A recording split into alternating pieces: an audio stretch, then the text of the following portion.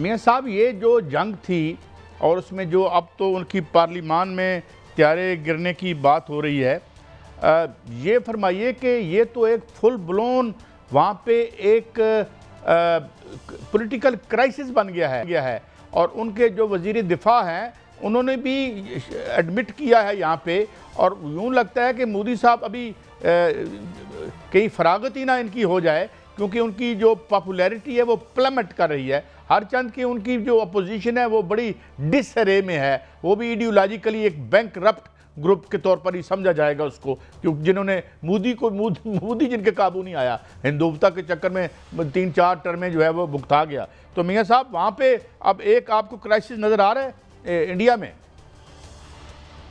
काजी साहब, मुझे मोदी साहब जो हैं वो एक महीना रहते हुए नज़र आ रहे हैं कि उनके पास एक महीना है, वो है अगस्त का।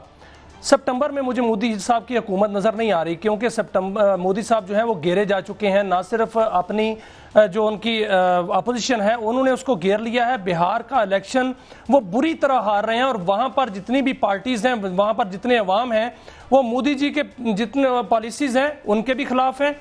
उनको हर तरफ से जो है घेरा जा चुका है, क्योंकि उन्होंने झूठ बोला, उन्होंने पाकिस्तान पर जो है वो इल्ज़ाम लगाया पहलगाम का, उसके बाद उन्होंने पाकिस्तान पर जारहियत की, और पाकिस्तान से जो जिल्लत अमेज शिकस्त उनको मिली उस पर उन्होंने झूठ पर झूठ बोला, और अब वो झूठ एक एक करके जो है बेनकाब हो रहा है। उनके अंदर से, उनकी पार्लियामेंट के अंदर से, उनके जो मिलिट्री हुकाम है उन्होंने उसको बेनकाब कर दिया है। आज फिर जो राजनाथ साहब जो हैं वो झूठ बोलते हुए पकड़े गए। अमित शाह जो हैं उनके सामने जब हकीकत आई तो वो वहां पर भीगी बिल्ली बनकर जो है बैठे रहे, और फिर उनको पाकिस्तान का साथी करार दे दिया। ये तो उनकी असलियत है। इस वक्त उनको राह फरार नहीं मिल रही, वो तो जा रहे हैं। लेकिन जो भारत की, काजी साहब, हम सुनते थे, जो भारत के बारे में हम सुनते थे कि वो बहुत बड़ी जमहूरियत है, वो सेकुलर है, वो भारत के बारे में सुनते थे बहुत बड़ी उनकी मैशत है।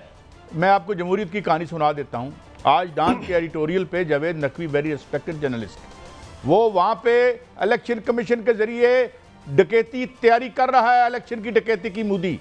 वहां पे जो मुसलमान हैं उनको वोटर लिस्टों से एक्साइज किया जा रहा है, निकाला जा रहा है, वो पूरा जोर लगा रहा है। इससे पहले ये जो इलेक्शन था पिछला, जो बड़ा नाम था कि दुनिया की सबसे बड़ी जमहूरियत, इसमें भी अपोजिशन के बड़े मोतबिर लोगों ने कहा कि इसने इलेक्शन कमीशन और सुप्रीम कोर्ट को इस्तेमाल करके यहाँ पे ये इलेक्शन जीता भी नहीं था, वो सिंगल मेजॉरिटी में नहीं आया था, कोलिशन में। अब बिहार पे उसने सर धड़ की बाजी लगा दी है, और उसमें वो जो ख़ास तौर पर जो मुसलमान हैं उनके लिए कंडीशन ऐसी सेट कर रहे हैं कि जनाब आपके पास फलां डॉक्यूमेंट भी होना चाहिए, फलां डॉक्यूमेंट भी होना चाहिए, वरना आप वोट नहीं डाल सकेंगे। So this gentleman is going to disenfranchise a big portion of electorate in Bihar. जो है बिहार पूरा का पूरा मोदी जी के खिलाफ जो है उठ खड़ा हुआ है। इसमें वो नहीं मान रहे इलेक्शन कमीशन की बात।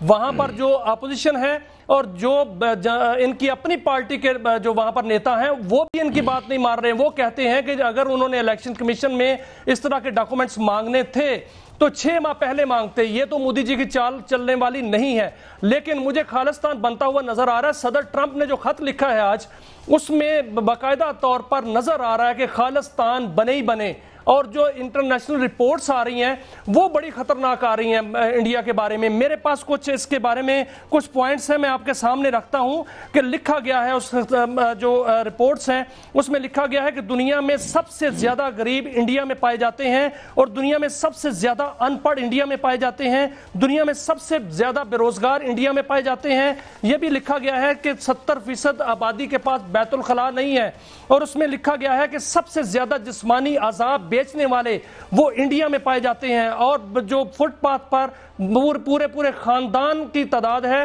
वो भी दुनिया में सबसे ज्यादा है कि फुटपाथ पर जिंदगी गुजार रहे हैं। और गुर्बत के साथों सबसे ज्यादा जो खुदकुशियां हो रही हैं वो इंडिया में हो रही हैं। और भारत $500 अरब का मकरूज है, और जो $377 अरब के उनके ज़खायर हैं ज़र मुबादला के, वो भी उन्होंने अपने बैंकों से 8% सूद पर जो फीसद पर ले रखे हैं, वो बैंकों के पैसे हैं। और उसमें यह भी बताया गया है काजी साहब कि 29 और 22 सूबे जो हैं, 29 में से 22 सूबे वो आज़ादी मांग रहे हैं, और 100 ऐसी मिलिट्रीज हैं जो भारतीय फौज के खिलाफ बरसरे पैकार हैं। और उसमें यह भी बताया गया है कि इंडिया के कम से कम 40% हिस्से पर इंडिया की हुकूमत नहीं है और बहुत से ऐसे ममालिक हैं जिस पर इंडिया ने सीज फायर किया है। इससे अंदाजा कीजिए वो कितना बुरा पड़ोसी है। और यह भी उसमें बताया गया है कि इंडिया में भारत में एड्स जो है वो सबसे फैल रही है, वो सबसे ज्यादा दुनिया में जो रेशो है वो इंडिया में है। काजी साहब, ये है भारत की हकीकत। भारत की हकीकत तो मोदी ने 11 साल में ये भारत को इस नहज पर पहुंचाया। काजी साहब,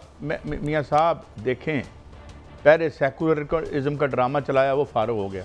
उससे पहले नेहरू ने नेहरूवियन सोशलिज्म का ड्रामा चलाया, वो भी फारो हो गया। उसके नतीजे में अब बात यह है कि इस वक्त जो है जो इंडिया में मैं आपको बताऊं कि जो मैंने जिस तरह आपको कहा था कि 1 मई को जिस तरह से वहाँ पे 25 करोड़ लोग स्ट्राइक्स पे थे, वहाँ के अवाम ने टोटली जो पॉलिटिकल पार्टीज और पर्टिकुलरली जो वर्कर और स्किल्ड वर्कर है उन्होंने नो कॉन्फिडेंस कर दिया उन पार्टियों पे।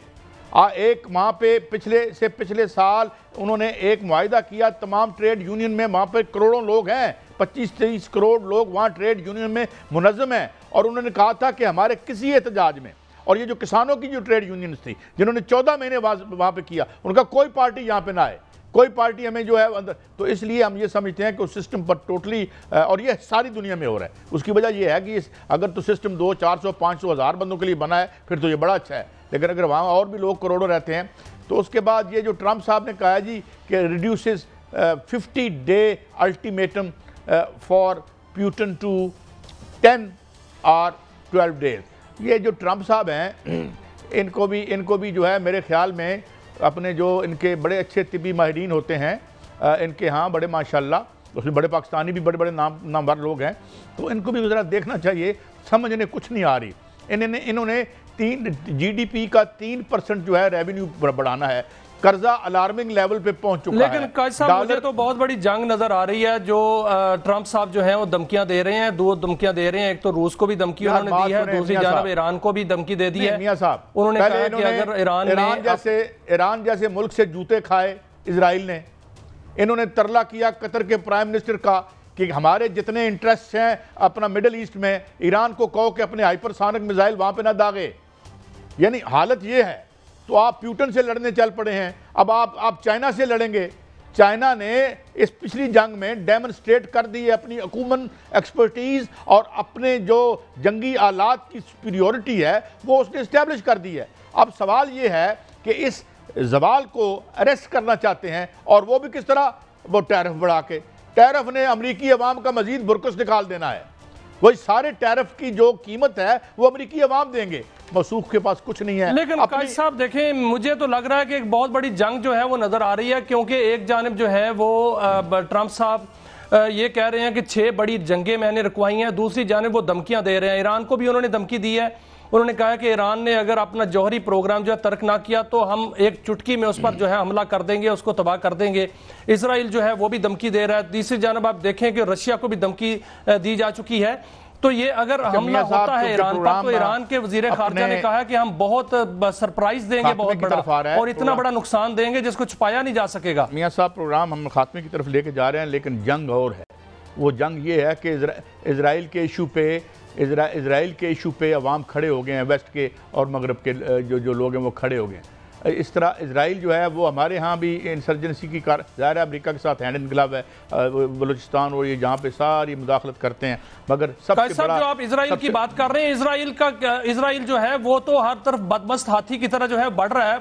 इजराइल और जो हिंदुओं का गठजोड़ है मोदी का, वो तो बलूचिस्तान के अंदर जितनी भी अनरेस्ट पैदा कर रहा है वो इजराइल का खुरा वहां पकड़ा गया है। काजी साहब, अल-जज़ीरा की रिपोर्ट आई है, उन्होंने ये बताया है कि इजराइल जो बलूचिस्तान के अंदर BLA के साथ गठजोड़ में मुलव्वस है, वहां पर वो सिर्फ फितनतुल हिंदुस्तान नहीं है बल्कि वो साथ साथ फितनतुल इजराइल भी बन चुके हैं। मैं एक आपको बात बता दूं, मैं इसी पे अपना प्रोग्राम क्लोज करता हूं कि we will see in days to come, बहुत जल्दी हम देख रहे हैं कि जनाब यूरोप के जो अवाम है वो अलहदा पेज पे हो गए हैं और हुकूमतें अलहदा हो गई हैं, and will see struggling unfolding Israel के इशू पे और मैशत के इशू पे।